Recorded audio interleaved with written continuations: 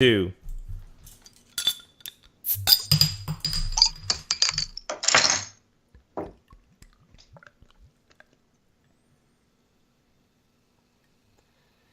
Hello and welcome to Flix and a Six. I'm one of your hosts, Anthony Costanzo. With me, as always, the man, the myth, the jerk on his phone in the movie theater, Alessandro Bielsi.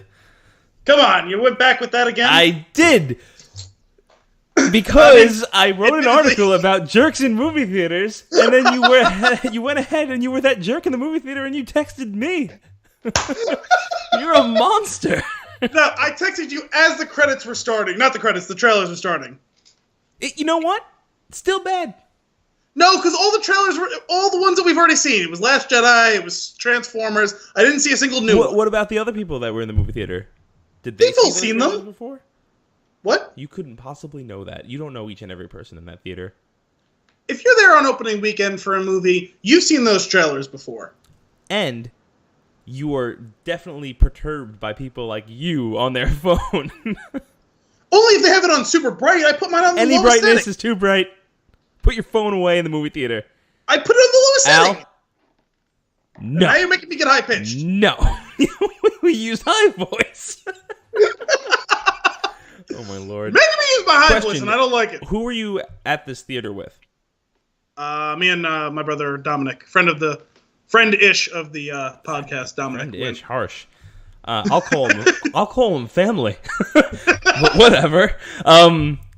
He's gonna stop going to the movies with you if you continue to use your phone. He didn't say anything. He was on the phone more than I was. I'm gonna need him to be like my marshal in training. He was on the phone more than I was during the movie. The two of you, raised by wolves. I didn't even use it after wolves I with texted cell phones. Also, I'm really glad that you didn't share the contents of those messages. Not necessarily for mixed company. You know, I don't even remember. I was just so mad that you were on your phone. I think you were also mad about the content of the joke, despite the fact that I'm sure you laughed. Anyway, the flicks for this episode... The flicks? The flick. It's only one. I promise you. Is going to be Wonder Woman. But first, Al, what are we drinking? We are drinking, and just so that you know, I spent like 3 whole days in Montreal, so I'm an expert on the French language now. Oh, good. Oh, God. We're drinking Dogfish Head, Biere de Provence, Saison. Get out of here with that. That's what I'm pretty sure that's how it's pronounced. I'm looking back through my messages to see why I should be upset with you. Please don't read it out loud. No, last thing. No, that's too far. Okay. What did you say? I mean, it wasn't that bad. I just didn't want to share it in mixed company. Oh my! Yep. All right, we're gonna leave it at that. That one was also sexual. Cheers. Cheers. For those of you who don't know why this is really awkward like this is unfortunately our first episode that we're recording not in the same room, because we're not going to let anything hold us down. We're going to keep giving you the episodes that you deserve, except for last week when we totally didn't give you an episode like you deserved. Right. Due to quote-unquote technical difficulties, which we won't get into here. It's called life. Or whatever. Why don't you tell us a little bit about this beer, Al? Yeah, that's what I was going to do. So this is the... Right, jerk. Well, despite the fact that we have like a video call going, there is that little slight delay, so it's kind of hard for us to have those natural seamless transitions like we usually do. What? Because, you know, you would have seen me looking at the beer and would have naturally given me way to do it, and instead it's a second behind. So fuck you and thanks for asking. So the Biere de Provence is brewed with lavender, marjoram, and bay leaves. Margarine? No, not margarine, not the gross, cancerous butter substitute. No, marjoram, the spice. Or herb, or whatever it is. You're a herb. Unconfirmed. It's inspired by the fields of Provence. This Saison is brewed with a bounty of fresh herbs. There you go. And gives it a floral nose and a unique dry spice. That's it. I'm totally not looking up margarine right now. It's a thing. No, I know it's a thing. I don't know what the thing is, though.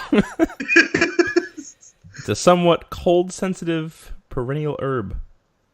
I'm working with some very unstable herbs. This one's pretty good. Yeah, I like this. I was thinking about brewing a Saison, but I couldn't find enough guidance on how to get a recipe going. What makes a Saison? So it's also Saisons are also known as like a farmhouse ale.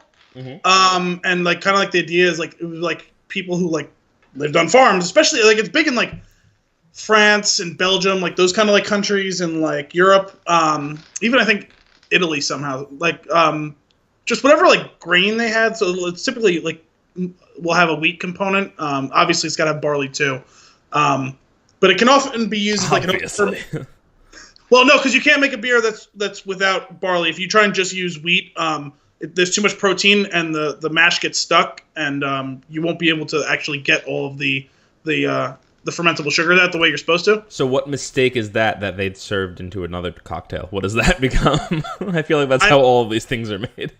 It's funny, because I've been reading this book given to us by a friend of the podcast, Caleb Cromer, about the like origin and history of beer, and pretty fascinating stuff, actually. Even for non-beer snobs. It's great because it's in graphic novel form. Graphic novel. Now he's just enunciating everything strange.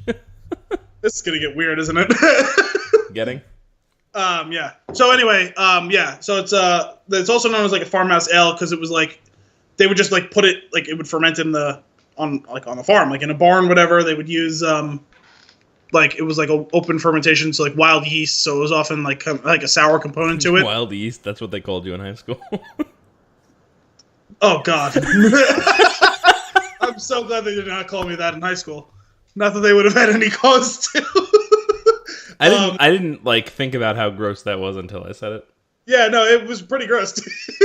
I stand by that. So these are usually pretty spicy. They're often light in color, like this one is. Oh, this one's got a little bit of. Sorry, I'm just gonna jot down wild yeast. That's what I'll be calling you on a future episode. The man, the myth, the wild yeast. Yeah, and this one's got pretty high ABV, and this one's I think 8.3%, which these can tend to be pretty high in alcohol, which is nice. Wait, what tends to be high in alcohol? Saisons can range anywhere from like 4% to like 9.5%. I've seen them like, but typically like good like craft like Saison will be on the higher end, 7 or more. Wait, so you said Saison and farmhouse are similar. What? Oh, it's the same thing. It's like interchangeable names. Oh, I didn't realize that. Yeah, like it kind of. That was like what it was known as, like when it was just made by people like themselves, like homebrewing kind of. It's kind of acquired the name Saison. I think it means season. It's a seasonal beer, like that's what it is. It was made at the beginning of the season. It was I think they would brew it in like March, and then you would drink it because it's a really nice beer for like a summer day. You drink it when the weather is nice, Yeah, I gotta ask, what's that smell? Is it the marjoram? I don't know. Is it? Is it the lavender? It hurts my eyes. You might want to rush to a doctor. I'm not sure. It could be the lavender, marjoram, or bay leaf. I think one of the staples of Saisons, which makes it a little unique, is I think they all pretty much use coriander. So it may be that. Coriander. Was that in the soy stale? No, it's not the soy stale. I have to reference it every time. I mean, I would say pick your spots. I think you need to. I think next year you do need to name it that though when you make your holiday ale. So I've been having some fun with that. We haven't got to try. Hopefully, the next time we get together for like a big session, I'll have 2 beers that I brewed ready by then. Maybe I have one that's been ready to go. It came out really well. It was my first ever 100% my recipe. I christened it the Owl's Ales. Here Goes Nothing 1.5 IPA. Nice. 1.5? Yeah, well, so the story behind that is I was going to make a double IPA, and I pretty much had everything I ran out of stuff. What? You ran out of stuff? Yeah, no, I had it all sorted out, but I lost a bit of the calculations I needed, and I couldn't find them, so I missed the mark on the IBUs. I didn't hop it enough. So it's technically within like the I forget what it's called, the brewer's certification something or other. that give the guidelines for what make each style of beer a certain style of beer.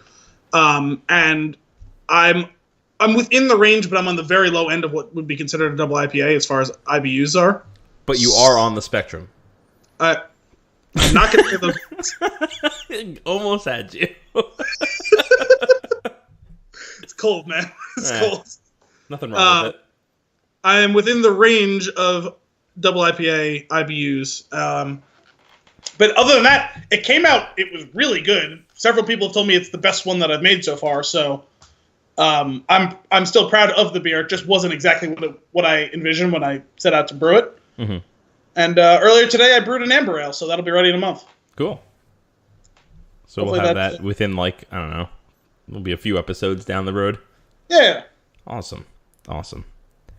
So, do you have any other notes on this beer before we get into our flick? It's tasty. I like it. It is tasty. I like approve this beer. It's perfect weather for a Saison, so I'm happy with it. I'm going to say I wouldn't. It's not something that I would, like, go out looking for, though. I don't know. This one I would enjoy. I like Saisons. I kind of go through, like, where I'll drink a bunch of them, and then I won't drink for a while, and then, like, I'll have a bunch again. Mm-hmm. I think it is, like, the random herbs and whatnot that... It's making me do the...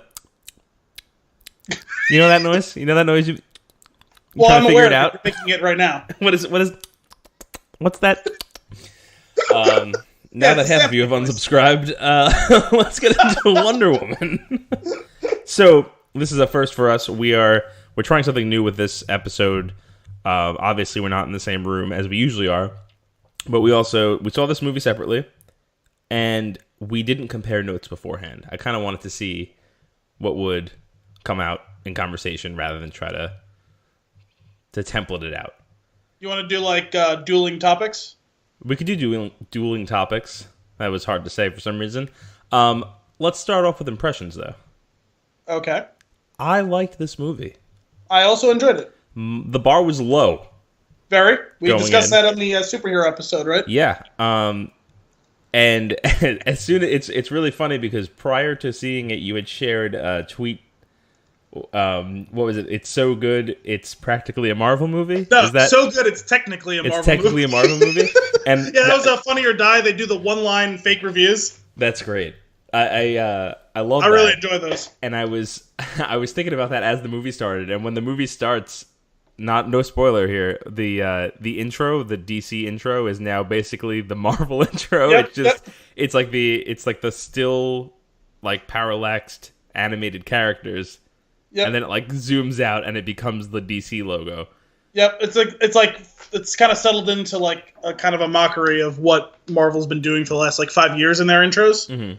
Since like the Avengers have been fully on like the forefront. It's funny that you mentioned that, which obviously I was going to bring it up because I loved it so much that I had to share it with you. But I definitely want to get into the idea or a conversation about this and what it may or may not be stealing from other Marvel movies. Oh, yeah. But we can do that later. Absolutely.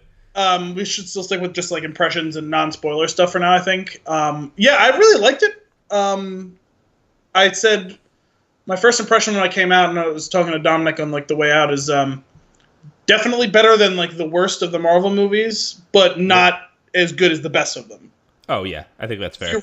If you stuck it on the Marvel scale, it would sit right in the middle somewhere, I think. Yeah. Like here's the thing. If this is the first one in the set, like it would be a great start. Great jumping off point, yeah. But the it's promise not. is the fourth one. Yeah. that's the challenge there. Like it's taking them a little while, obviously, a long while to get used to it. However, that's also saying that is giving a little bit too much credit because this could very well be the only good one. High watermark, yeah. Yeah. Yeah, it's kind of what we discussed in our superhero episode, right? Whereas this was for us kind of the threshold, right? Whereas if they couldn't get it right with this one, you kind of start to lose any hope of there ever being a good one. Right. Like, why should I continue to be invested in this thing if you guys just can't do it flat out? And I thought they handled this with competence all around. I thought the actors and actresses were good. I thought the direction was good. I thought the action was good. There was some clever lines. pacing was interesting. It was probably a little bit too long, but it never dragged, really. No, I didn't think so. It sagged a little bit in the middle, but, I mean, outside of a spare scene here and there. Yeah, I wouldn't say that the pacing was... It was strange, the pacing. It wasn't necessarily long or short in certain areas. It was just like it was a weird curve going on. Yeah, well, I think a little bit that was by design, because you kind of get a little bit of the montage thing, and you get into like the heart of the action pretty quickly, I guess, right? Even though there's like a big time jump with her growing up. Yeah. But then you get kind of like a nice jolt of adrenaline, and they were gonna slow down a bit and like make you want more, right? Right. So I think that, and then from there the pace was relatively predictable, I think, and good. You know, it was ascending on the curve the way you expect to, like the way any action movie is going to. Yeah, it was interesting. So like, here's the thing. Like, I am concerned though, because like I said, I really enjoyed this movie. I thought it was really good. But I don't want, like, they can't get comfortable. No. And two, like, the next movie, unfortunately, needs to be better than this. Yeah. Because they need to bring it up. Anytime you do something like this, you want to build, right? You don't want to stay the same or backtrack. I mean, it's tough to tell, so many different people involved with these projects, and different directors and writers, even if some of them will dabble, even if you have like your high level, like Jeff Johns or whatever, who's in charge, is going to be involved in whatever way, but it is still a whole host of different people doing all these different projects, right? Right. So it's tough to tell. I mean, like, so the director, we were talking a little bit before we went on air right here, right? Like, it was Patty Jenkins, right? I think is her name. We were talking about, she's got kills it though, by the way. What? Like, she kills it. Yeah, no, this is a good movie. It's a good, like, the direction movie. Is awesome. She did a good job. Yeah. But she's pretty light on her resume, which I get has been more of like what the thing Marvel's been doing lately, and doing really well and really surprisingly well. But you can still see the Zack Snyder influence in like the fight scenes, the stop motion fight scenes. Yeah, his name's on the movie, and they also have to keep it in the tone of the rest of them, and he has set like this in my opinion, annoyingly dark tone. Like, is it dark or is it weird? I don't get it 100%.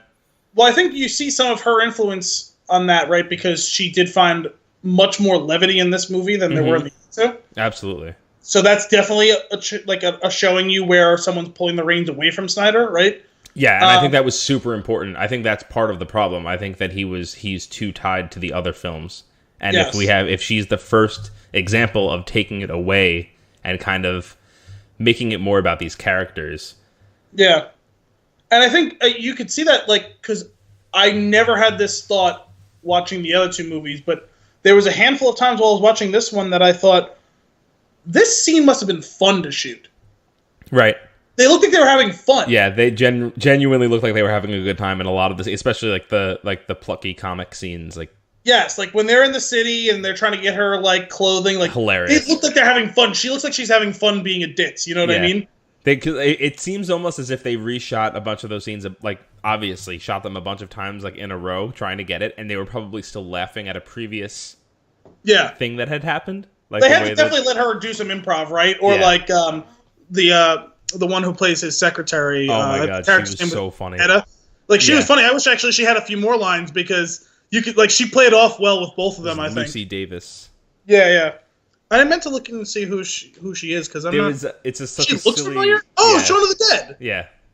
Such a silly line.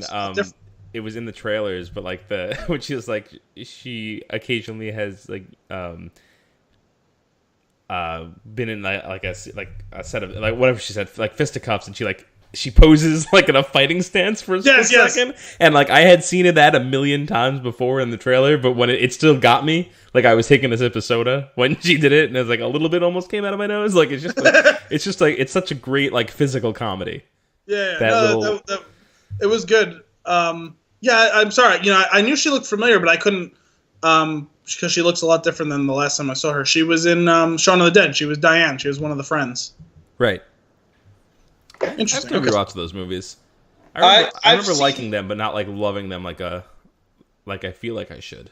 I love Shaun of the Dead and I love Hot Fuzz. I've seen both of them a bunch. Shaun of the Dead's always on like Saturday morning or early afternoon on like Comedy Central. So like I've seen that movie 50 times or parts of it 50 times. Yeah, they're on the wall of movies I own for sure.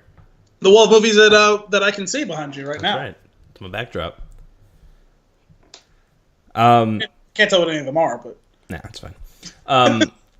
So a little bit starting just from the beginning of this movie. No spoilers yet. The movie. I liked how they bookended the beginning and end of the movie with the modern scene. Yes, that was cool. I didn't know what they were getting at first. Spoiler. What you said? I didn't realize like what they were going to be doing at first. Yeah, I like that how this was kind of like this is just a story she's telling. You know what I mean? Yeah. I thought that was kind of a cool way to deliver this. Mm-hmm. Yeah, it's like it's the first couple minutes of the movie. She's looking at the picture that is a reference to the picture that we see in the Batman v Superman movie. Yeah. Of her standing there, Chris Pine, and the rest of the ragtag team, which we'll get to because they make a chunk of this movie. Oh yeah, no, they were fun. And yeah, you're totally right. It's a total recap of like it's her telling the story, like as she's looking at the picture or reminiscing about the story, and it's a really cool little thing that pulls you back to it at the end of the movie, like letting you know like all this happened a really long ass time ago. You know, yeah, I was curious to see how they were going to tie it. I was curious to see how they were going to tie it in, and I think this was a good way to do it because it was something actually me and my brother discussed on the way out that he was like, oh, but it's like weird, like it's not tied into what they're doing like with Justice League right now. Mm-hmm. I think that was by design because if you think about the way that like the schedule was for, like when this movie was made and how they were jumping off into Justice League, I think they probably didn't 100% know where Justice League was going to go, right? Right. So having this as be like a standalone slice and like she's just tangentially involved, like we don't see Batman, but she writes him an email, right? Like that was, I think, a smart way to do this without committing to anything from what's going on with Justice League. Probably fair. Right? And it also explains how we can get this standalone movie with like, because you expect like Aquaman is going to tie in heavily with what's going on with Justice League, right? Because it's going on at the same time, and this is going on 90 years ago, right? Right. There's a couple of things that I want to touch on right there that are spoilery. So before we get right into them, I just want to say, go see this movie. It's fun. It's a good time, and I think it's DC heading in the right direction, and hopefully they continue to do so. Hopefully heading in the right direction. Hopefully it's not just a one-off. I give it my seal of approval as well. Right. That being said, I want to jump right back into the fact that this, like how this ties into the other movies that are going to be coming. It sets the groundwork that like the gods are real.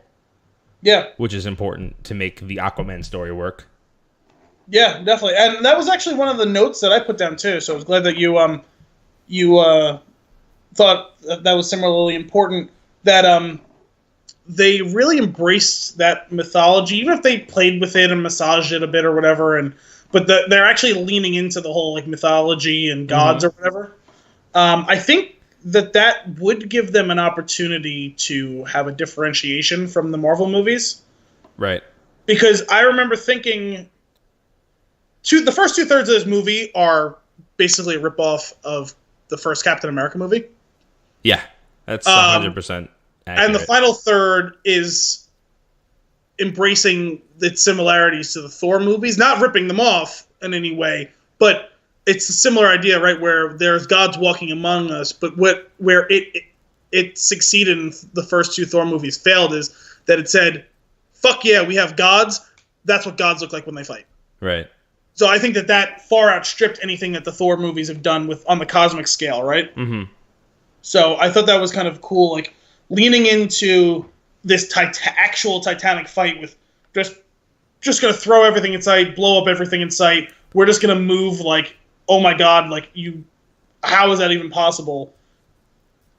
Affecting everything around the matter and material in ways that, mortals can't. Yeah. I thought that was really cool. What I thought was cool was how she's discovering that she has these abilities over time. Like the first hint you get of it is when she's fighting with her aunt and she clasps her wrists together, and it sends out that burst, right?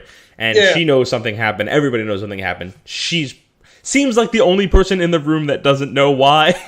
Yeah, which is unfortunate. Well, it's tough to tell because the way it was going, I thought that we were going to get more of a all of them were kind of semi-immortal.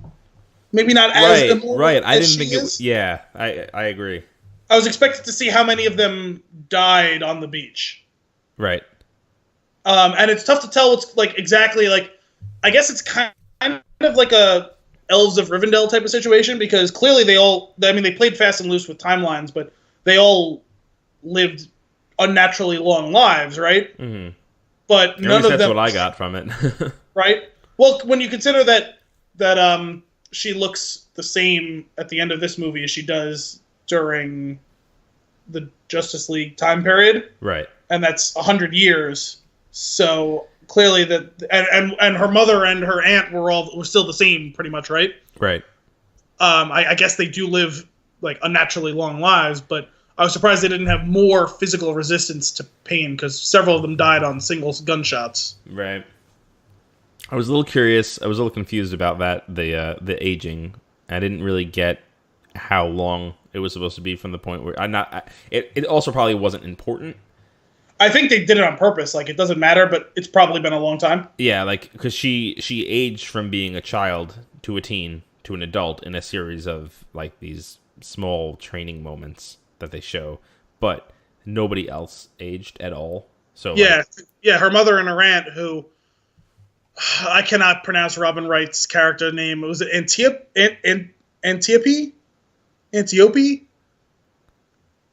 Hippolyta was. I was just gonna let you keep going. Yeah, we do that thing, right? Where I struggle through a name, and you just sit there and. I'll take a sip of my beer. Do you need a ref because I'm not throwing you on. They neither of them seem to be touched by the marks of time, but she's grown from a girl to a woman, so clearly. Time has passed, but is it been 20 years, right. 50 years, 100 years, 1,000 years? How long has it been? Right. Confusing. Yeah. Mini Wonder Woman as a child? Yes. Adorable child funny. actress. That was great. Basically Baby Groot. It was awesome. Her standing up on the thing fighting was great. That, and then when she jumped off the cliff, I was like, no. What are you doing? This is going to be a short movie. They did it again. The scenes from the trailers are not in the movie.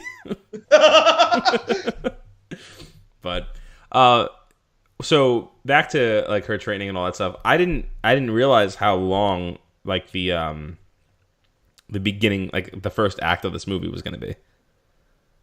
How long do you think it was? Because I remember at first I thought, oh, this seems like it's going to take a long time. But then I felt by the end of it, I didn't think it took that long. Well, I think that's because they ended up pacing the middle portion of it better than other movies, maybe. But what I expected, so the formula for these movies has been, or something like Spider-Man, or when you're being introduced to a character for the first time, this is the character, here's a short thing about how they are, and if this is a character that's coming into modern times, here's a whole hour-long segment of the goofy nonsense of them coming up to speed. And they skipped through that much faster. Yeah, and I think I appreciated it. They did it, they picked their moments, they made some really funny jokes, and then they moved on with the story, which was great. Well, yeah, I think they also realized that at this point, if you're going to have the question of the oversaturation of the movie, the superhero movies, you can't spend an hour and a half on an origin story anymore. Mm-hmm. The way Spider-Man, the original, kicking off, what these big movies have been, the first Spider-Man with Tobey Maguire, it takes him an hour and a half to become actual Spider-Man. Right. And that's still a really good movie, but, I don't think you can make that movie now the way the landscape sits. Mm. I think you're going to have people sleep through it, which is, I never saw the movie, but what I'd heard about the complaints of the new Fantastic Four movie was it sounds like that was what they did. They just tried to do it again, type thing. right? Like that they just like I heard that they didn't get into any real serious stuff until like after like an hour and a half, and it's like a 2.5 hour movie. Like you can't do that. Like they didn't introduce what's his name, Ben Grimm, until like the end, like more than halfway through the movie. Mm-hmm. I don't think you can do that anymore. I don't think you have that luxury. I think people are like, okay, yep, I know this character. I didn't used to be a big comic book person, but it's just the zeitgeist has caught up to me. I know who Wonder Woman is.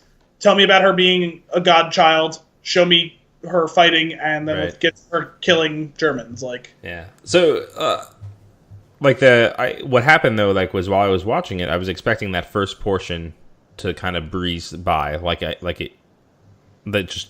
that's the norm, right?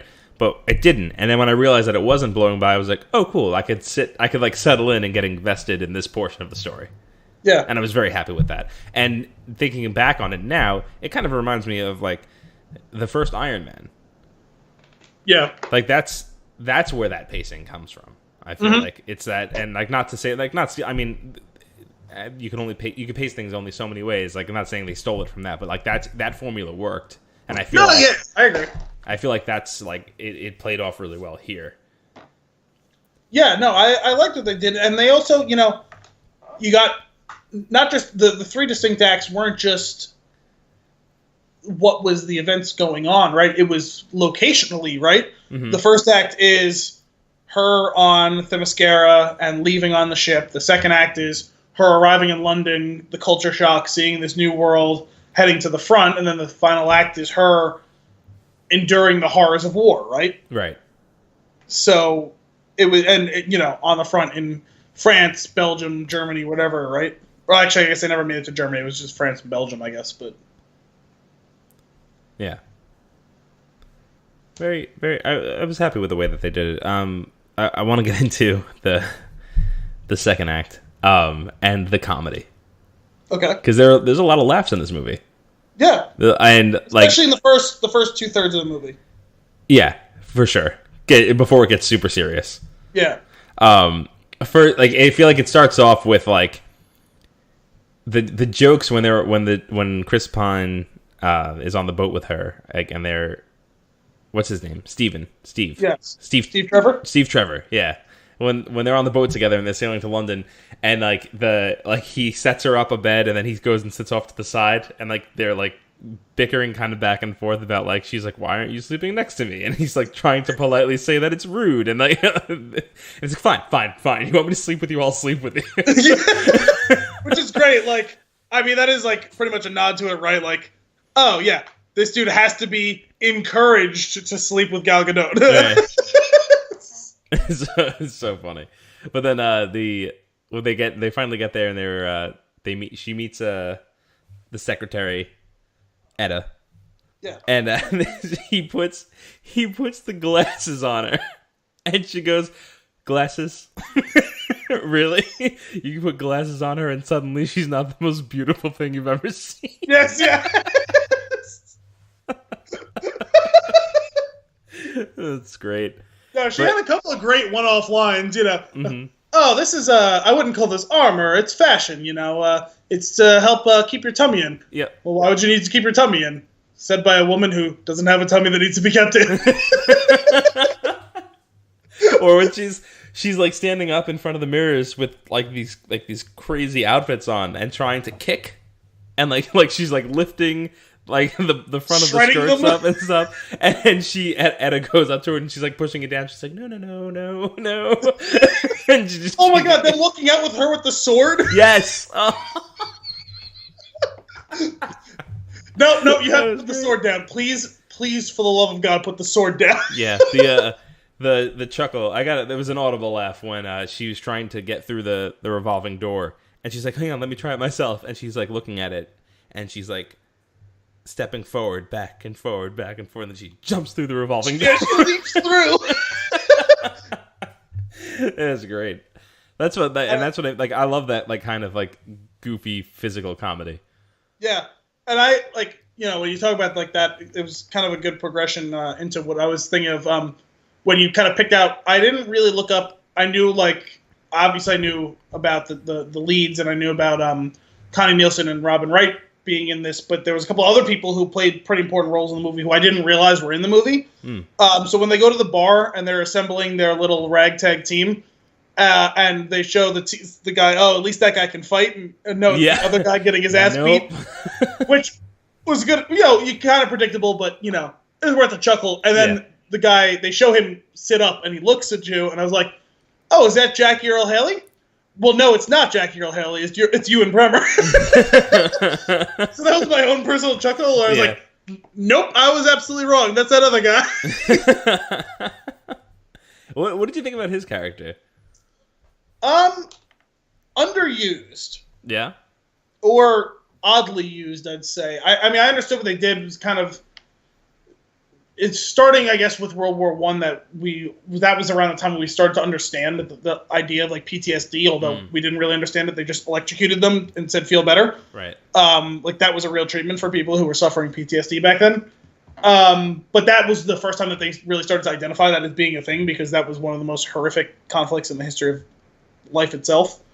So I get why they did that as a character arc, and I actually thought that it was an interesting look, but it felt like oddly handled, like the pacing, the internal pacing to that storyline was odd for me, because he didn't shoot anyone until like the final scene of the movie, and like they kept talking about how big of a sniper he was, and like I get why you go to the bell tower and he can't take the shot, and I thought that was interesting, compelling stuff. Yeah.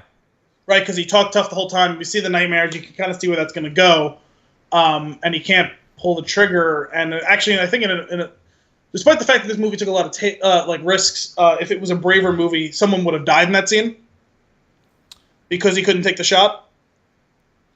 Yeah, you know what I mean? Maybe. But not that I really had a problem with that. It was just, and I liked that scene and what they did there, and kind of the fact that Samir explains to her the idea of everyone's own personal battle. I actually thought it was good for like the growth of the character and the progression of the movie. I liked all that. It's just that you see him scouting like down the scope several times in the next hour of the movie, and he doesn't actually shoot anyone still. Mm-hmm. Which is just like, so he just kind of was there a lot. Right. I don't know. I thinking about like the three add-on characters, like these, like the group of ragtags, right? It's Charlie, Chief, and Samir. Yep. Right. So they're like these beautiful little vignettes, like because they each have their own little full story in a couple of scenes. Yeah. Which I think is very interesting. Like you already touched on it, the PTSD thing. Like the one scene where he's passed out in front of the fire and he's like having a nightmare and he's like yelling us for someone like not to go in there or whatever. Like that scene is powerful. Yeah. And it's like, it's dark, and like he turns really quickly, and he's very mean to Diana. And but the others know, like they get him. Like they're a family, and they understand where he's coming from. And it's like, you can see, like, you believe that he's been through some stuff, not only because of the way that he's acting, but also the way, like, how sorry the others feel. Yeah. Like when that happens. And then you have Samir, like, it's really funny. It's kind of his little story is that he loves to be an actor, right? But that scene where he says that is such good acting. Like it's so good. Like it's he's acting about being an actor as an actor, and it's awesome. And it's like this short little like one-liner that I thought was like, again, super powerful. And then the scene with the Chief where he refuses, like, it's two scenes. It's one, it's the conversation around the fire where it's like, whose side are you on? And then he's like, they already took everything from me. I'm basically just making money here, like, kind of thing. And like, it was that scene in itself, but then there's like the humanity part of it where like they're trying to give him stuff after they save that town and he's refusing it. He's like, no, like, it's too much. Like, but they don't, but the purpose of that scene being like, the people that he had this conversation with aren't around. This is who he genuinely is. He's like, no, like I don't give this to me. And I thought, again, the only word that comes to mind is powerful. Like those three little snippets were super powerful scenes, and I thought they were really handled well. Yeah, I guess my thought was I really liked where they were going with Charlie, and I thought that there was a weighty side story to do there for that character. And I felt like it kind of, like, fizzled out after a certain point. But do you think that they can add more? It had such a strong opening, like what you said with him at the campfire, and such a tense moment with him not being able to take the shot, that she just says, like, oh, like, it was nice to see you sing, and, like, that's the end of the story. Yeah. Like, I didn't feel like the closing was as strong as the opening and middle part of that story. Well, this is kind of one of those things where I feel like if this was a book, right, they would probably have a couple of chapters dedicated to each individual person where they would go into those backstories a bit, and people like that. I personally like the movie version of that where I get to fill in the gaps myself, and that's how I felt about these 3 stories.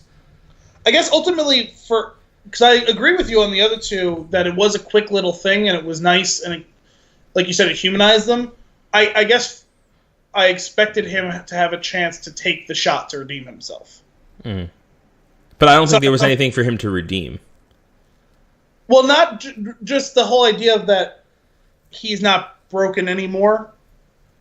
You know what I mean? Because that's what they basically show you, because he is fighting at the end. It's just like he didn't get a signature moment to show the growth. You know what I'm saying? Because the other guys got their moment.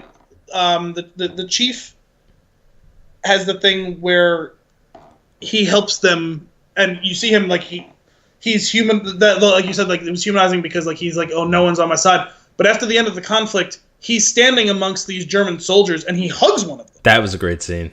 So you know what I mean? Like, yeah. The idea of that there no longer needs to be a side, right? Like that is the bookend to that story.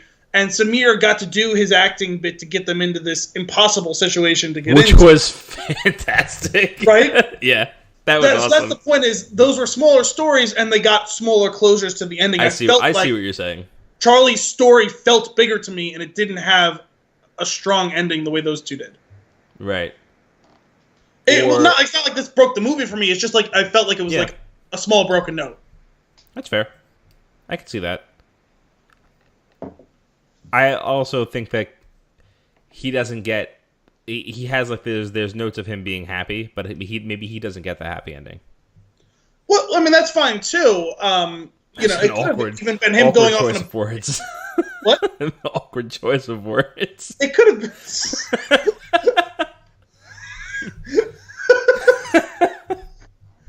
Moving past that, it could have been him going out in a blaze of glory. I just felt like he needed something strong to close his story out. Is what it was, and I just didn't feel like they gave that to me in whatever form they were going for. Yeah, because I guess really, the person who got the close to his story is Steve, right? Because his backstory we get more of, and his they were all chasing some sort of redemption, right? They all talked about the horrors of war. Not that they necessarily felt that they did anything that needed to be redeemed, but that they all felt dirty from their struggles in this war for several years. And Steve gets that moment with the plane, right? Mm-hmm. Which was strong. And I like that they came back where like she's realizing that she heard it. Because they make it sound like she doesn't hear it, but really what it is that she just can't process it. Right. And that she finally understands the choice he made. That was really strong. And that was, not that it had to be on that same level, but that actually kind of, I guess, stole what I would have imagined Charlie's redemption could have been. Right? If he's too broken to keep going on, that he'll give himself up to make sure it's right for someone else. Right. I actually think that it would have been a better closure to that story, even though I liked it for Steve too, because it totally works for Steve. Yes, but I think it would have worked just as well for Charlie, and it would have been that compelling. You know what I mean? Yeah. Well, I guess the trade-off would be if you did that, you lose out for Steve. He doesn't get a redemption. Like, it's possible. I mean, there could have been another way to do it for him. I don't know. Right. What it would have been. There's a scene, and like speaking of like the little portions, like the little bits that make each character like so unique and like tell such a great story. The scene when he's flying the plane, he's like flying it basically straight up, which I don't know how it didn't stall. Is that aside? He's going through this moment where he pulls the gun and he's aiming it back, but he realizes, like, in that moment, like, his every emotion goes over his face, and it is some phenomenal, like, facial acting. Yeah, it's great. Like, he's aiming the gun, and you see, like, he's scared, and then there's that little smile. There's just the subtle smile, and like it was like almost, a how the fuck did I get here smile, right? And then the almost laugh, like, wait, like, as soon as I pull this trigger, like, it's over. It's like we're all okay, like, or everybody's okay, like, we win. And then, like, come on, like, the rally, and then the explosion in the sky, and like, it's just such a, it's all, there's no words, it's just all in, like, this tight camera on his face, and it's done so well. Yeah, no, I like that scene too. That was powerful, and I thought the way that was the first time we saw her with any sort of strong emotion like that. You know, I mean, we saw energy and passion from her earlier in the movie, but like that was where she cut loose completely. Mm-hmm. I thought that was a good job by both of them in that sense. That it's supposed to be raw and emotional, and they both hit the nail on the head, I think. Yeah, for sure. So we talked about all the supporting characters. Yes. Let's get into a little heavier characters. We got to talk about... Let's go with the main woman herself. Okay.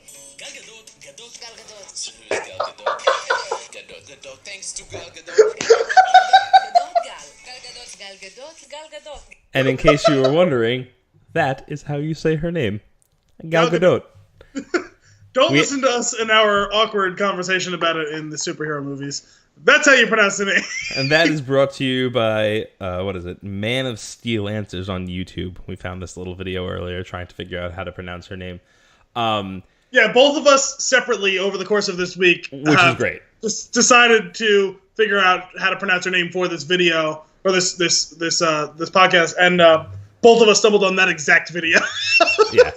No, there's the first thing with her playing this character, how you know this actress nailed it is that I could not possibly imagine somebody else playing the character. Yeah, it does feel like her now. Right? You're going to see her, like, great on you to be typecasted as Wonder Woman.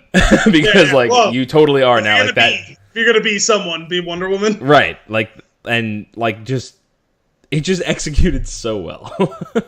Yeah, I mean, I think she took agency in becoming the character in a way that Henry Cavill and Ben Affleck haven't done yet. Mm-hmm.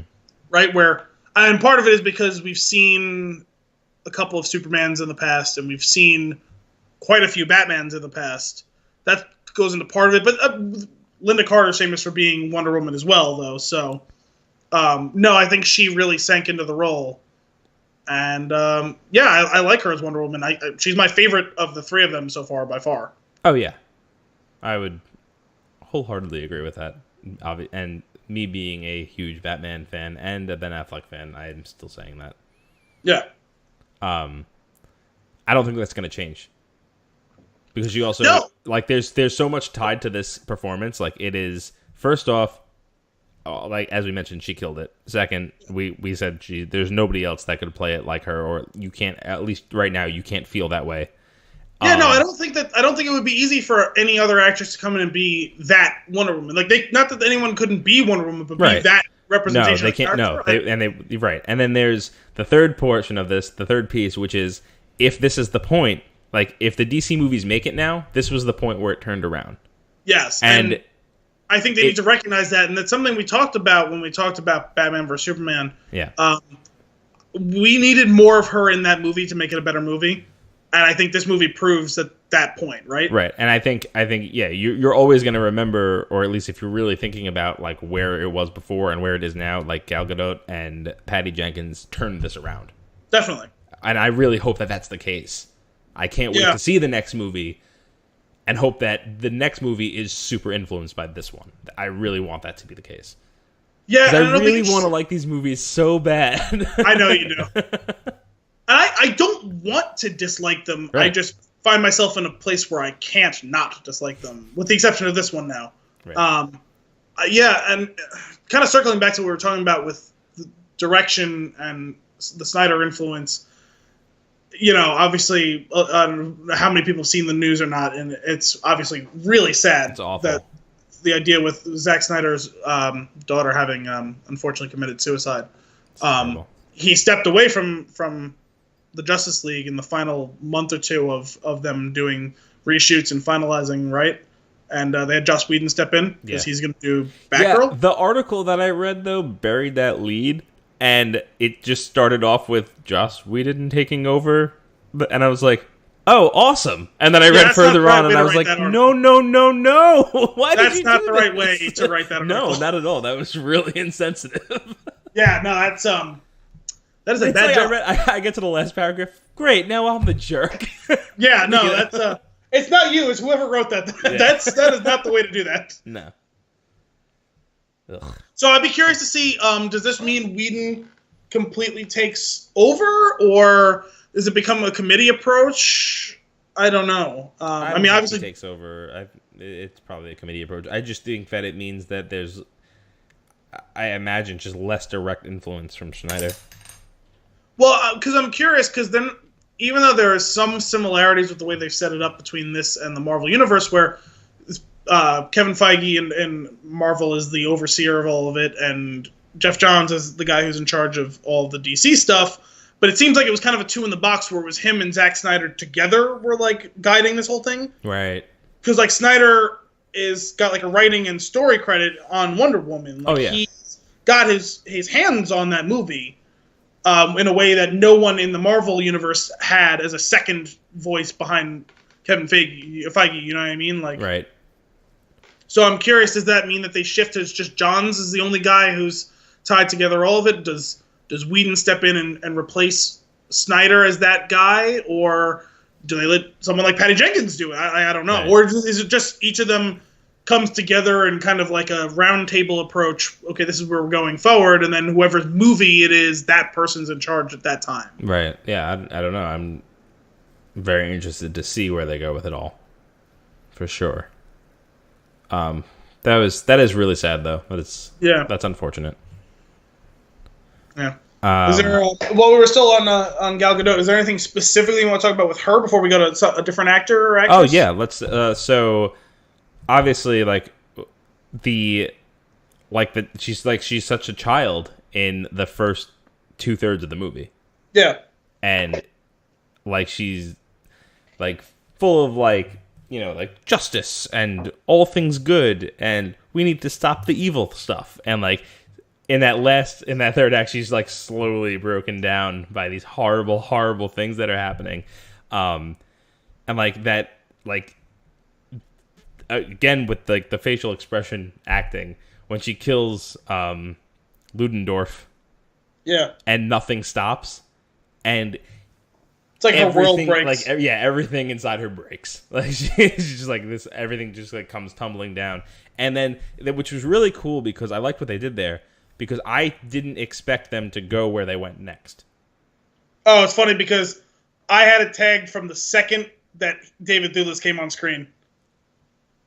I didn't. I knew the second she walked in the room and he stumbles. I was like. Because we've already seen Ludendorff and was it Marrow or Moreau? What was the name of the Maru? Dr. Maru? Yeah. We saw a few scenes with them doing their general fuckery, trying to ruin the world. But so I was like, okay, I didn't think it seemed like a red herring that it would be Ludendorff as Ares. So I was actually wondering whether it might be Maru as Ares, the puppet master. Right. But the second they showed David Thewlis, was he Sir Patrick? Yeah. His character, Sir Patrick. The second he came on, I was like, it's fucking him. I know it's him. This is what's going to end up being. And the reason I was able to get that is I know I've told you in the past, I'm a big Robert Ludlum fan. Mm-hmm. I've read 1 million of his books. And that's how all of his stories go. There's always someone who is on the good side. Most of his stuff was Cold War and World War II. World War I's not that far off from that. There's always someone on the Allied side who seems kind of a paragon of he's just trying to do the right thing. Right. That's always the bad guy. Yeah, you know what? It's funny. I feel like if I was paying attention, like, more or thinking logically, I might be. I'm not saying that I would have. I might be able to have picked that out. However, what I'm going into this with is all bets are off with these movies right now. Nothing needs to make sense because nothing ever really did. Yeah. This movie works start to finish. There is a whole story there that works. But the other movies didn't. So, like, I didn't expect this to happen. I actually thought, and I thought they did it well, and it was when, like, the war doesn't stop when she kills this guy. I was like, oh, okay, so they're not going that route. And, like, Steve is correct. Like, it's like the inherently bad kind of thing, right? Yeah. And, like, they're the reason behind, like, all of this. And you're like, ah, crap, like, that sucks. And then she has this big, all-out fight with Lupin. And, it's funny, that was what I put in my notes, too. Really? Lupin, is that you? Yeah. I mean, like, magic wands and everything. Like, that. So, speaking of that fight, did they blow their budget before that fight? So now the whole Thor thing is coming back to you. Yeah. So I have that written down. It's like, it's really stupid. It says Wonder Woman versus Lupin. No more money? Question mark. Well, why do you say that?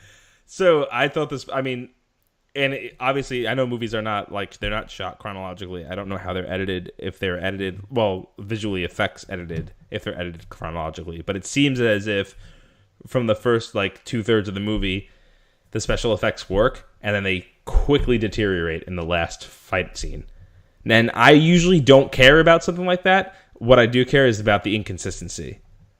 So it's funny because that was one of the things I did. I usually try and just get an idea of what the public is thinking about these types of movies, and we're going to see them we're going to go see these big ones, just to have an idea of what to look for.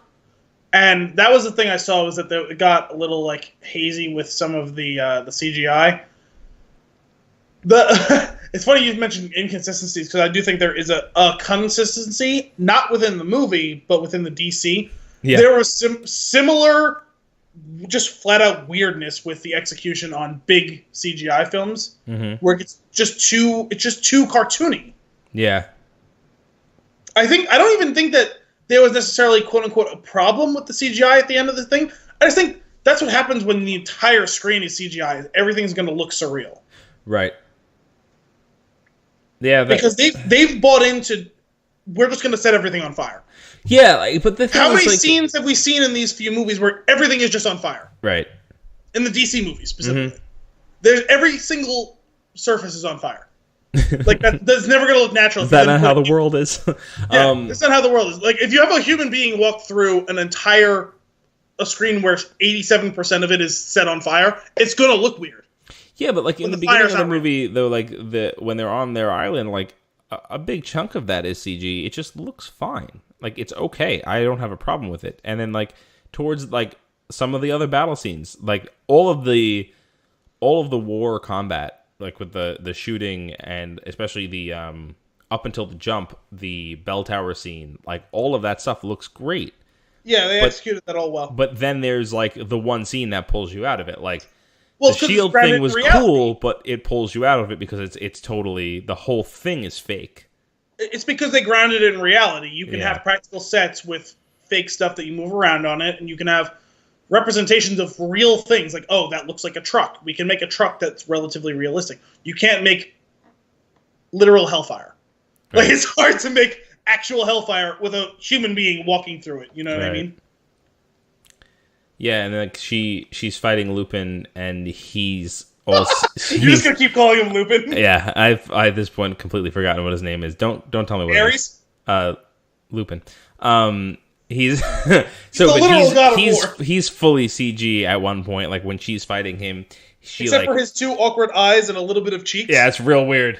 But she punches him in the face and then throws him, and I'm like, ooh, that looked bad. I was like, oh, that was horrible. I was like, if this was a cartoon, great. Awesome. Looks fantastic, but it's not. That's not what you're going for. Well, that's what I'm saying. It gets cartoony with these. Yeah. It's the same thing when they fight in the end of Batman vs Superman when they're fighting the Ninja Doomsday. Turtle. Yeah, it just looks like it's all cartoon. Yeah. Did you ever see the Super Mario Brothers movie? Unfortunately. Did Doomsday resemble a Goomba way too closely? It's great that you bring that.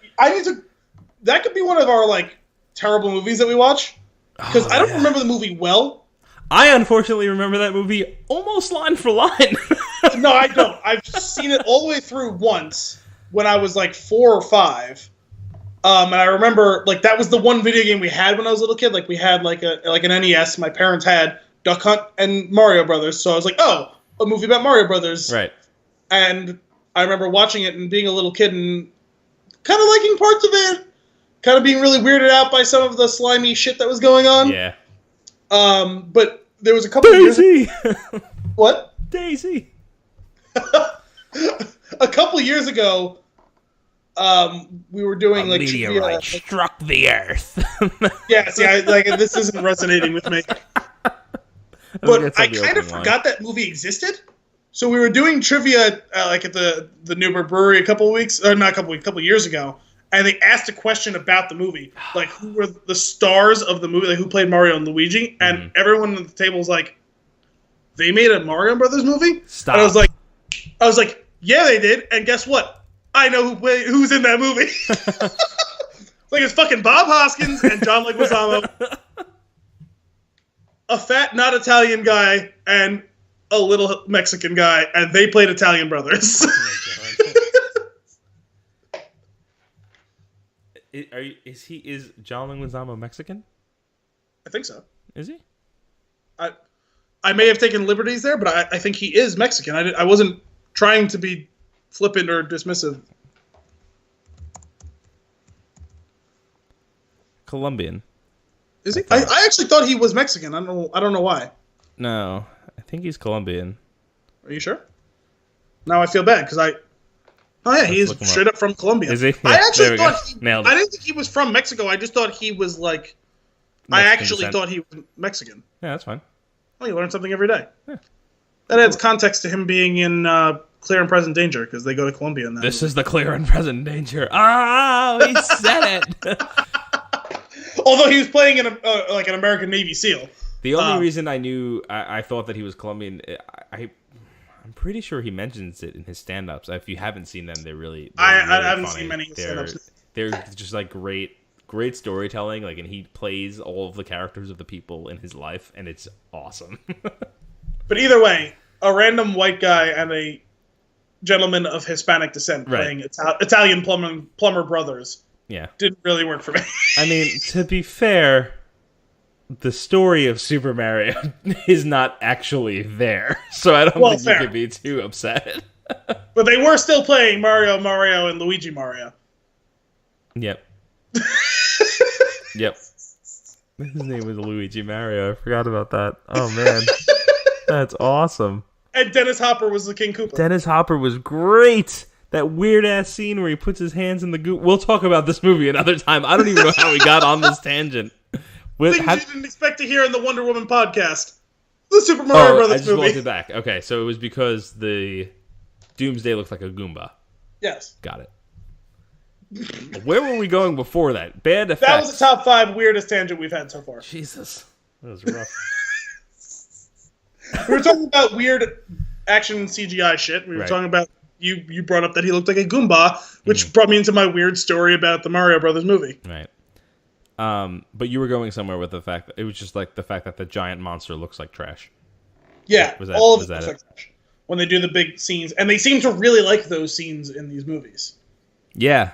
And they don't look good. If they looked good, I wouldn't have a problem with them loving them. Like, that's the thing. Like, if in Batman v Superman, like the scene where Batman's just beating everybody up, great scene. Yeah, great action scene. She's kicking ass in like a room full of people. Looked really good. Great scene. Then you bring in Lupin and you bring in the Goomba, and it just everything starts falling apart. Side note: I would love to see that movie. All the late great Dennis Hopper and David Thewlis fighting Gal Gadot. You got it right. Oh man, did you want to touch on anything else with Gal Gadot? With Gal Gadot? Yeah. No, but I would like to go into the fact that I kind of forgot Robin Wright was in this. I was sad to see Claire Underwood go. Well, that was she went out in a blaze of glory, so it was cool. But it's funny because I just yesterday started watching the new season of House of Cards. And she's so great. She is so diabolical. Everybody in that show is pure evil. I know. And she's such a stone cold bitch in that show. Yeah. And she wasn't that in this. I mean, she's still a hard ass and a badass, but to see her play with just a little bit of heart was just such a drastic change from what I was watching 12 hours earlier. Right. Yeah, I liked her in that. I thought that her and Connie Nielsen had an interesting interplay as the sisters that don't quite see eye to eye on how to raise her or whatever. Plus, they let her do some badass. I mean, I'm sure she wasn't doing the whole scenes, but they let her do some badass fight scenes, kick some ass. Yeah. Oh, that scene though, on the beach when she gets shot, and Diana's running to her, and Steve is following hot on her trail, and there's the guy off to he knocks somebody out, and there's a guy off to his left, and he just straight up shoots him in the face without looking. Oh, so dismissive, no look. Just yeah. He literally flips the gun backwards and just blows him away without looking. Bang! I was like, oh my, this is intense. That was disrespectful. I don't even do you the decency of sighting down the barrel when I blow you away. Not now, German. Yeah, I liked her. I wish I was surprised how quickly they got rid of her because I liked her in this. I thought we were going to get more. I didn't realize that none of the Amazons were going to come with her. Yeah. And I don't know if we'll see them again. Obviously kind of some heavy-handed foreshadowing when Diana's leaving and she says, "You may never see this place again." Right. Which I think probably gets reaffirmed by the fact that she slept through a tugboat finding them. Does she know how to get home? Right. Right. I honestly asking, I don't think she does, considering she had never left the confines of that before. Yeah. I don't think anybody knows how to get back there. It's only a place you come to by accident. and the only other person who knows where it is was Steve, and he's dead. Oh, Steve. You didn't make it. Pour one out for Steve Trevor. Seriously. A real American British hero. Steve and Claire. What? Claire Underwood. The Princess Bride. Yes. That one went over my head at first, sorry. The Princess Bride one? Yeah. No. Yeah. I was going to say something. I was very disappointed. How awesome Danny Houston is as a villain, as always? Say again? Were you going to say how awesome Danny Houston is as a villain, as always? He's a creepy guy. He does that role so well. Creep show? You know what scene was diabolical that I was made me super uncomfortable? When he throws the gas mask into the that's the scene. I was like, oh, you're evil. It was clear before, but now. Such a dark scene, and that was a good laugh where he throws it in and he slams the door shut, and she goes, that's not going to help. And he goes, I know. And they both start laughing. Yeah, but they don't know that.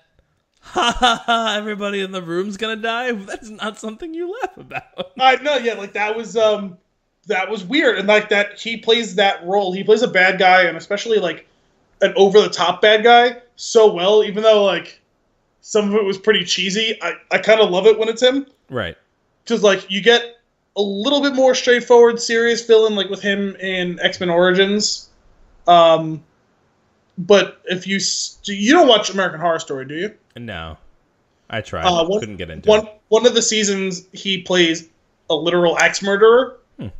Except he's an axe murderer who was, murdered and then brought back from the dead, or is, his ghost was haunting them or something. And he's just so ridiculous, but it's perfect and hysterical because he's just murdering the shit out of everyone, but also just having a great time. Right. So creepy. He's a creepy dude. Yeah, but I love it, and I wonder if sometimes when you see like guys like that who is like they play really weird characters like that, often you're like, how is that dude in real life? Is he weird? Is he an axe murderer in real life? Maybe he's the nicest guy in the world. Mm-hmm. Now I want to know. Right. Like, could you imagine like you run into him like you're in New York City and you walk into Starbucks and like he buys you your coffee and it's like holds the door for you on the way out and it's like, oh, that dude's really nice, but he also plays the weirdest people ever in movies. Yeah. That's unfortunate. He's like going through this like serious internal struggle. Everybody's afraid of now me. He's Two-Face? Yeah. But so here's an interesting one, an interesting point to touch on. Really cool how they did the whole like the sword in the back of her dress at the party at the end of the movie. Yeah, like making it look like it's a decorative piece of the dress. Two big problems with that. One, it won't work. Because obviously, like that's not gonna. It doesn't work. Just take a look at it. It doesn't work. Two, what did she do with the woman that owned that dress? Oh, I don't think that matters. Is she dead? What happened? Yeah, no, that it's funny because when that was happening, like she's like you could clearly see. I actually chuckled. Yeah. You can clearly see she's standing next to her and literally measuring herself up to see if she's gonna fit in that dress. And she goes, no, I thought she was trying to mimic her, her stance. That's what I took out of it. I mean, I think a little bit, but I think part of it was she was literally saying, "Oh yeah, we're about the same height. I can wear that dress." And she goes, "Well, what are you doing?" And then you don't see her again. And I'm like, yeah. There's a dark version of this story where like she's like hanging from a tree or something. Like I think she probably just clocked her upside the head and she's unconscious for a couple of hours. Which, if you watch Archer, you know that's not good for you. There's like this alternate deleted scene or something where like Samir, was that his name? Yeah. He's walking through with what was like the Scottish guy's name? Charlie. So, yeah, him and Charlie are walking through the woods and they see like this woman who's like skinned alive. Like dead on the floor. And it's like, but for them it's just like, oh god, that's awful. For us it's like, it's so much worse. It's so much worse. Well, to go back to your point about the dress too, like if the sword was being used as like a clasp, when she pulled the sword out of the dress to murder him, what would have happened to the dress? No, it wasn't actually being used as a clasp. It was being used to look like it was. Well, but there was tension along the sword. No, okay. So here's the thing. Here's the part where you're looking too far into this. If that sword was in the back, was on her back in the dress, it would have cut through her butt. Or it would be poking out of the back of the dress. If it wasn't secured, then it would have just fallen out of the dress, is the point I'm making. It had to be physically secured. I see. It looked like the material was wrapped around the sword. So I'm imagining when she draws the sword, her dress is going to fall off in the middle of that fucking party. Right. Lucky for you. That's not. Or unlucky. No, the whole thing doesn't work. It looks cool. It's a great idea. It doesn't work if you think about it. It just unravels. It falls apart. Literally and metaphorically. Yeah. Yeah. Very true.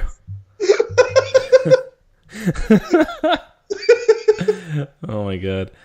Oh my goodness. Do you have any other closing thoughts? On anything. Dresses? Life, the universe. Oh, are we done? I thought we still had more to talk about. Do you have more to talk about? Yeah. We hit my big notes.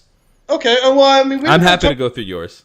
We didn't talk about we didn't talk about Lupin or Chris Pine all of that much. I didn't know if there was any more you wanted to talk about with them or not. Lupin caught me by surprise. That was the only thing. Chris Pine. You think he did? Did you think he was? He played a little bit different character. I haven't watched this season of Fargo, but I know he's in that pretty heavily. I think he's playing like a completely different character. The only thing I've really seen him in before this though was like Harry Potter as Lupin and like Red 2, and he wasn't really like those characters in any way. You saw both of them as like kind of like a meek, like statesman, and then an asshole god who wants to murder everyone. I thought it was a little different range for him than what he normally plays. I would say like his character is necessary to the storyline. I didn't think that there was much for him to do with the character. I guess that's probably true. I mean, really, his strongest scene is when he reveals himself as Ares. Yeah. And I liked him in that scene because Do you mean the scene where Gal Gadot has the Inigo Montoya scene where she says that she's the daughter of so-and-so? And right after that scene. Yeah. That scene where he first shows himself. I'm sorry, wait, hang on. Do you think Robin Wright was like, hey, you know what you should do during this scene? I was in this movie once. That's funny. We got a Carrie Elwes cameo in this, or whatever happened to Carrie Elwes? Oh my god, what if he was there? Or he sees the two of them flying, he's one of the soldiers, and he blurts it out in German? That would be amazing. But yeah, I thought he was good in that scene, where I thought he chewed it up a bit, where he's revealing his kindly Britishness is just a facade for his dominating menace, where, oh god, I'm going to kill everyone just because I can, just because I get my rocks off to that. Like that's just kind of my thing. Yeah. And we didn't talk about Chris Pine at all either. Back to Lupin, his last scenes, where he's fighting, I had another problem with that. It was all of his lines were highly redundant. I felt like it was constantly saying the same thing about killing everyone or killing something. There was nothing memorable about his lines. It was it was his come to the dark side moment. So I guess I can understand that. Yeah, but it was come to the dark side. Hey, come to the over and over. For me, it was more that he didn't that David Thewlis was no longer really there because they just modulated his voice a lot. Mm-hmm. So it could have been anyone giving those lines at that point. Right. But yeah, I mean, I guess that was a little bit odd. I didn't really. I mean, all these guys kind of end up boiling down to saying the same thing at that point. Yeah. Oh, I'm getting an echo. What? I was getting an echo. I'm going to back off the microphone a little bit. Well, you were getting pretty close. Is no, not too close. All right. You want to talk about Chris Pine a bit? Yeah, well, because I know there's become this thing where he's kind of really fallen out of favor in recent years, it seems like. And I don't really know why. Not that I've gone out to see the latest Chris Pine movie all that often. But except for today. No, except for today, but it's not the Chris Pine movie, it's the Gal Gadot movie. But I thought he did a pretty good job in this. And I never really understood where this kind of weird hatred for him has developed recently. Is there a hatred for him? Maybe it's a general disdain. Is there a general disdain for him? Yeah. Where's that coming from? I don't know. People. What people? Those people. Why do you feel so negatively about Chris Pine? I don't have a problem with him. That's why I'm confused. I'm not getting this read that people dislike him. I don't know. I've seen different stories in the recent years where it's just people kind of been generally down on him. I feel like, and I was like, I don't know. He's fine. I'd say he's slightly above average as an actor. I don't know. Yeah. I thought they let him do some stuff in this movie, and I thought he performed well. I thought he did really well in this movie. I guess maybe, I don't know, prior to this, he played the same character a bunch, or it felt like. Maybe that's why. I don't know. I mean, he played Kirk. Yeah. That's not really other characters. But then he played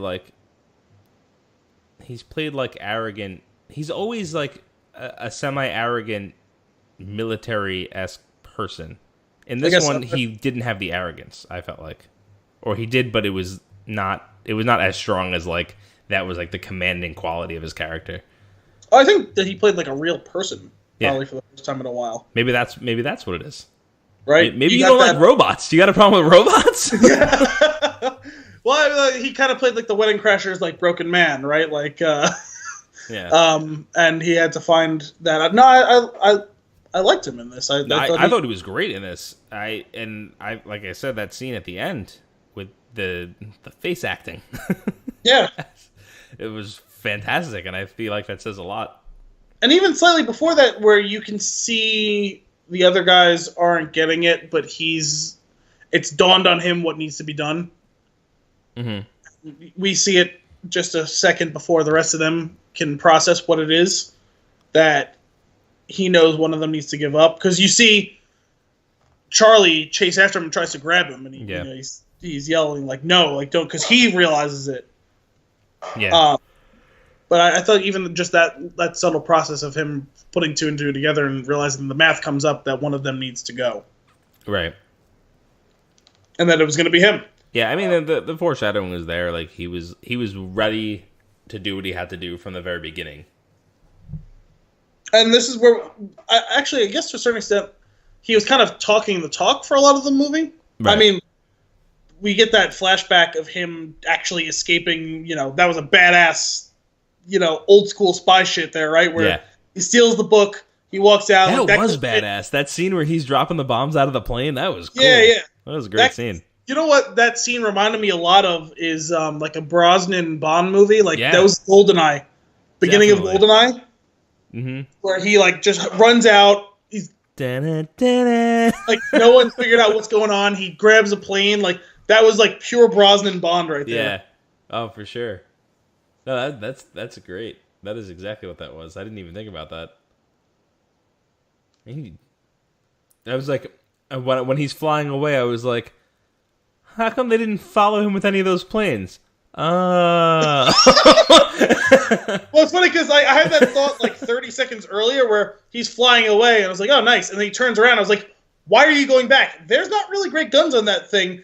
And then he lights up the whole line of planes. I was like, okay. I see what you know what? That's there. why you're the spy and I'm not. Yeah.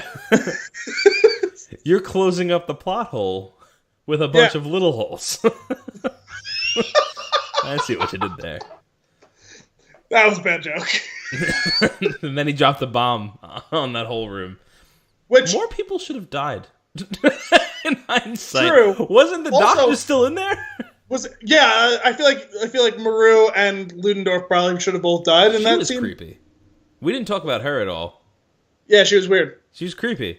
The face thing was weird. Like, you knew it was hiding a burn. Yeah. But it was weird. It was like all very unnecessary. Why didn't you just go full Phantom of the Opera and just have a whole solid on that half of the face? Why did it have like articulated pieces that moved with her mouth? Maybe it looks creepier. Yeah, maybe if the porcelain moves. I guess so. I don't know. Toilet face. It's funny because I was like trying to figure out who she was, and I realized like. Actually, I didn't really spend much time trying to figure out who she was. I looked up real quick, and she was in Van Helsing. And I didn't look any farther than that. She was one of, like, do you remember Van Helsing? Vaguely. That was a while back, wasn't it? Yeah, like 2004, 2005. Yeah, it's a while. Yeah. It's one of those movies that's, like, on FX a lot, so, like, I've seen it a few times. Sure. And she was, like, one of, like, Dracula's brides, I think. Okay. If you remember that was a thing. No. I don't remember nearly enough of that movie to begin to relate. Possibly underrated movie. I remember watching it and liking it. Yeah. But then never seeing it again. It's been on TV like a lot of times. Yeah. What's her name? Elena Anaya? What? Is that it? Did I find the right person? Yes, Elena Anaya. Yeah. Yeah, I guess the only other thing on that list that I recognize her is Van Helsing. Strange. Oh, really? You don't remember The Memory of Water? No, seriously though, like I don't get like her character made the gas and was like this henchman. It seemed like there might be more in the writing for what they wanted to do with her than they did. Like there was just yeah, it did seem like maybe she's the bad guy version of the Scottish character. They gave her a lot of significance early on, and yeah, I guess you're right. It didn't really. She ultimately just ends up being a plot device at the end for her choice. Very strange. That was something that, like... Also clearly going to be a villain in a future movie. Right? She ran away, right? Possible. She'll be fine. Well, but it's been 100 years. She's probably dead. Yeah, but are they ever going to do a movie in between, do you think? I don't think so, because they said that, I think Aquaman actually takes place after Justice League. It does, yeah. So, I don't know when else unless, like... They don't seem to give a crap about timeline, though. No, they don't. I'm wondering if maybe, I guess maybe since she's a doctor, could she show up in a flashback in, like, Cyborg with maybe the doctor that makes him? Oh, I don't know. I guess we'll have to stick around to find out. This did just remind me, though, of something that I did want to discuss, at least briefly, and I was kind of getting there, and I think we got off topic and I forgot about it. The Diana that we see in Justice League, or, well, not Justice League, pre-Justice League, Batman vs. Superman, seems to be pretty cynical. And I thought that was a really interesting, like, obviously, she's going to get there eventually, right? And it's kind of a tale as old as time, like, oh, war ruins innocence, whatever. Like, that's, like, a fundamental concept of a lot of, like, media, right? Yeah. And I still found myself, like, wondering, like, what that was going to look like, especially when you see in the first 20 minutes of the movie how effusive and energetic and, like naive she is. I actually thought that they did that in a pretty powerful way. That transformation on screen. Right. The, not just, okay, it's the horrors of war, but it didn't really seem to get her there. Like, she saw people dying, and as they're leaving as they're getting into the trenches and fighting their way across the no man's land, and then she sees how the town has been ravaged, but it really takes until they fire off the chemical weapons. That's, like, what breaks her down. Mm-hmm.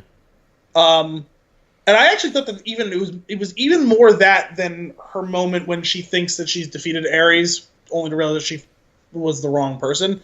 Where, like you were saying earlier, like, her conveying that sense of, like, her world breaking around her. But I actually didn't even think that was the big piece for her. I think it was the scene in the town when she's walking among the gas. Right. I thought that was pretty powerful. Just the idea of, like, she had seen innocents have been killed by this war. Like, that was one of the selling points why he convinced her to come. But to actually watch, I guess it was the personal element, because those are the same people that they were with the night before, when she started to understand what it was like to be human. Right? They're at the cafe. They see them celebrating what little freedom they finally have, spending the night with Steve and this and that. I guess it was that human connection point that I think that's what really did it. Mm-hmm. What did you have, like, did you think about that at all? Like, we were watching the movie? That was something I was anticipating throughout the film. Like, how do we get to that point? Because because she's really cold when she first meets Bruce Wayne, right? Right. Yeah, I was thinking, because I'm thinking about this as you're going through it. So, like, you're right. Like, I'm thinking about it now. Like, if you were to ask me before you went through that, I would have been like, yeah, like the scene where, like, the scene that stood out to me was the one where, like you said, where she defeats Ludendorff. Yeah. And nothing happens. But thinking back, that happens right before that. Like, she's broken down and then broken down again. Like, that gives her the drive to run over there and kick his ass, like, right this second. Yeah. And then when it doesn't work, it's like, all of this sucks. That's like cynical Wonder Woman is born. It's interesting. Yeah. Very interesting. I want to see how that plays out, like, as, like, if that's something that sticks with the character. Because you're right, that's the character that we get the first time we see her in Batman v Superman. Yeah. Is the very cold, cynical, analytical, and I guess it's 100 years living amongst humans now, as opposed to what she had been doing before that. Right. And honestly, 100 years with humans will do that to you. Well, true. I mean, I'm 29 and I feel that way. And actually, even just now, like, I'm as I'm trying to replay kind of the way that scene went. Also, I think it's twofold, right? Where it's watching that first human connection point get extinguished, and it's also that's when she first starts to question Steve too. Mm-hmm. Because he reaffirms it later after, again, that second time, like you said, like the final straw, where he says, maybe it's all of us. Maybe we all suck. That was a rough one, too. Right? That was a powerful move. But even before that is when it's the first time she starts to distrust him. Yeah. When they're arguing outside of the town. I don't even remember exactly what it was that... Oh, was he questioned that it was Ares himself, right? Well, which thing are you asking? They argued outside the town when she leaves him in the dust, and then he ends up jumping on the motorcycle. Well, she's mad because he didn't let her kill him. Yes, you're right. That's what it was. He said, "This is your fault. We could have prevented all this if you let me kill him." So I think it was those two things: the fact that he was kind of her like anchor, right? Right. Okay, like even though we've disagreed, we've been through this whole thing. Like, you haven't led me astray, and that was the first time where she found a reason to distrust him. Very interesting. Yeah, I'm invested in this character. I'm very curious to see where they take her. Anything else you want to touch on? No, I think that's good for me. I'm glad I remembered that because that was something... me too. That's a good one. I'm like still thinking about it. I was like, that's one that's gonna sit with me for a while. Yeah. I wish we got into it earlier in the episode. I don't remember what it was that distracted me from it because I kind of had it like ready to go. Yeah. But I'm glad I remembered it before the end. All right, well, that's it for this week's Flix and a Six, brought to you by the Spinchoon. Check out spinchoon.com to catch a new episode every Monday and a new article every Thursday. If you want to keep the conversation going, let us know what you thought about Wonder Woman. Reach us at The Spinchoon on Twitter and Facebook, or email thespinchoon@gmail.com. That's THESPINCHOON @gmail.com. Thanks for tuning in.